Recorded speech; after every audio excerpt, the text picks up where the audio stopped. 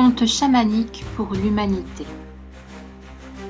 Il était une fois un roi puissant et innocent, un roi divin mais solitaire, un roi entouré d'une cour.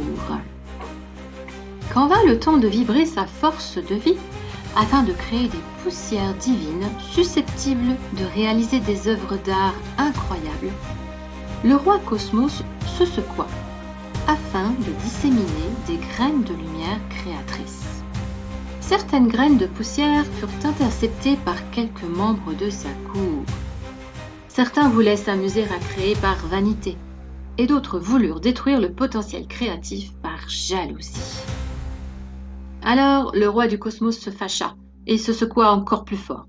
Des myriades de particules de sa lumière constituèrent des escadrons d'entités destinés à récupérer les précieuses poussières détournées. De toute l'énergie dégagée naquirent des formes de vie constituées d'énergie et formant de gigantesques boules, les astres. Chaque astre appartenant à un réseau appelé galaxie est constitué en système cohérent, interactif, avec une part de la conscience du roi Cosmos.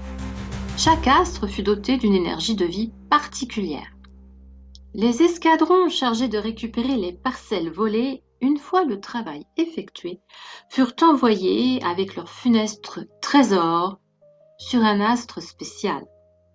En effet, nul ne pouvait prédire ce qu'il adviendrait des particules passées entre les énergies de la cour du roi, certains ayant joué avec la joie et d'autres avec la destruction.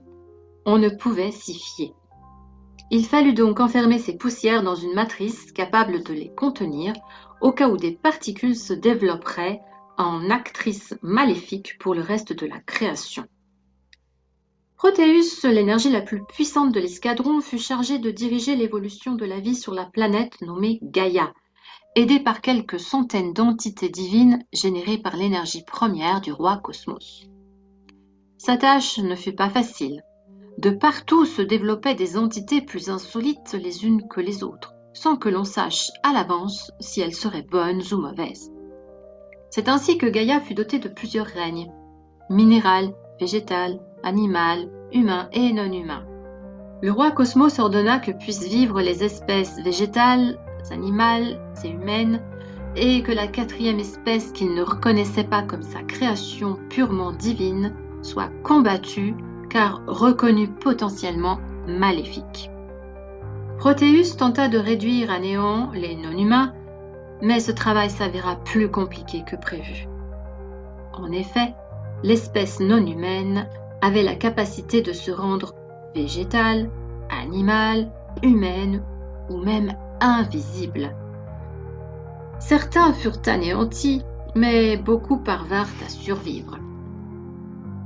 Le bouclier de protection fut donc maintenu et les entités créées sur Gaïa maintenues sous haute surveillance, prisonnières. Les choses évoluèrent peu à peu. La création se poursuivait. Dans le cosmos, il n'y a pas de temporalité, juste de l'évolution. Le monde animal et végétal se développa relativement bien. L'osmose était évidente. Le monde humain s'avéra plus complexe. De toute évidence, il avait été interféré à la base quand il n'était que poussière d'énergie. Se développa deux types d'humanité, une barbare, l'autre divine.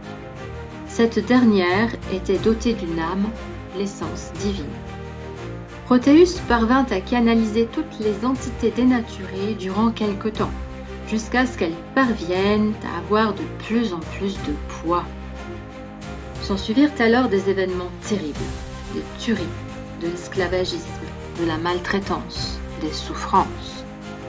Il fut bientôt évident que les entités maléfiques aimaient et avoir du pouvoir et faire souffrir, et que cela les nourrissait et les faisait croître.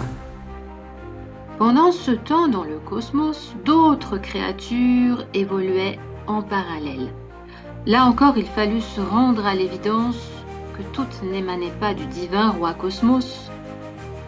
Certaines avaient échappé à l'escadron récupérateur de poussière et ne bénéficiaient pas d'une prison matricielle comme sur Gaïa.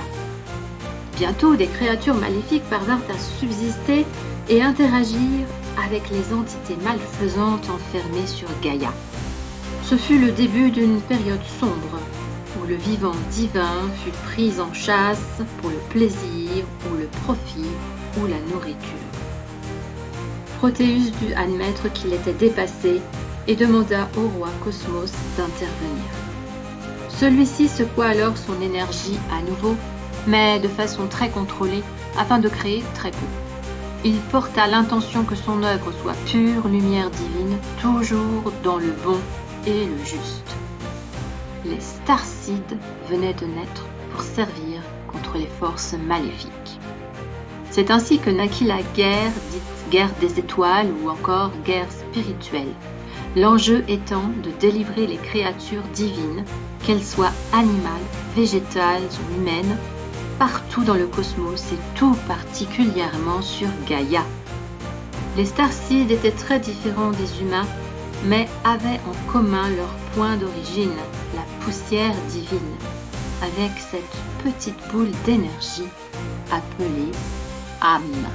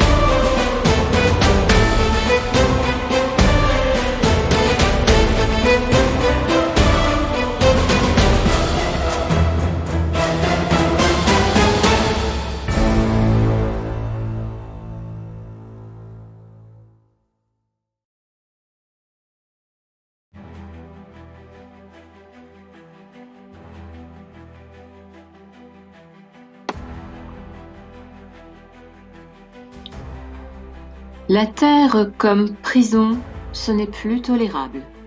L'œuvre divine mérite mieux que cela. Il est venu le temps de la délivrance où la lumière divine ne se contentera plus d'être une petite flamme dans le cœur des humains. Le roi Cosmos en a décidé ainsi. Il était dit que Dieu créa l'homme à son image. Il était dit que le Verbe créa la vie. De par sa puissance créatrice, le roi Cosmos a donné vie à des âmes. Condensé majestueux de sa puissance de vie, condensé miraculeux de sa capacité créatrice. L'homme dépasse de loin ses attentes. Quand le roi Cosmos s'est secoué, il portait juste l'intention de créer une œuvre magnifique. Le résultat final dépasse de loin ses espérances, et l'humanité comble son esprit. Il ne tolère plus qu'à cause du détournement de ses poussières premières, la dynamique divine soit entravée. L'évolution de son œuvre a été freinée. Grâce à l'intervention de l'escadron chargé de récupérer les poussières touchées, on peut entrevoir les prémices de ce que l'évolution humaine devrait donner, si tout était parfait, comme cela aurait dû. C'est le temps des révélations. L'humanité doit savoir qui elle est, poussière divine. L'humanité doit se glorifier de ce qu'elle est, essence divine. L'humanité doit savoir qu'elle est création divine, créature divine, créatrice divine. Alors, l'humanité pourra poursuivre l'œuvre initiale. C'est l'heure du grand bouleversement, du chaos qui remettra le divin à sa juste place et effacera les erreurs dues à l'intervention de certains petits malins de la cour du roi Cosmos qui se sont crus autorisés à jouer avec son énergie créatrice. Préparez-vous, âme divine. Vous avez été reconnecté à l'amour créateur premier, celui du Christos. La ligne de temps a été réparée. Le cours de la création va pouvoir suivre sa voie divine naturelle sans plus d'interférence. Les starseeds ont fait leur travail et sont encore pleinement à l'œuvre. La dynamique est en cours et rien ne peut plus l'arrêter. Les forces obscures le savent, c'est leur perte qui s'ensuivra prochainement à l'issue du grand reset de l'Apocalypse où seront effacées les erreurs. Reprenez conscience de qui vous êtes. Reliez-vous à l'énergie divine pour connecter la puissance créatrice et lancer le processus de fusion. L'humanité est destinée à de grandes choses comme le reste des créations premières. La prison va s'ouvrir afin de libérer les âmes.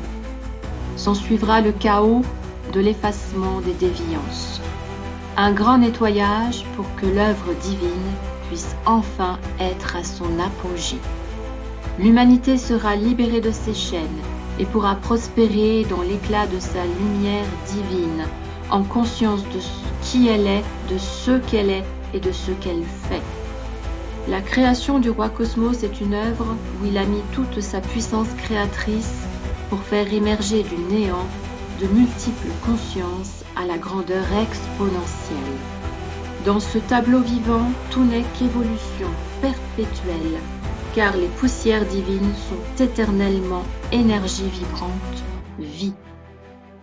Humanité, pour que la vie soit, choisis-toi, relève-toi et accepte de prendre ta place dans la création.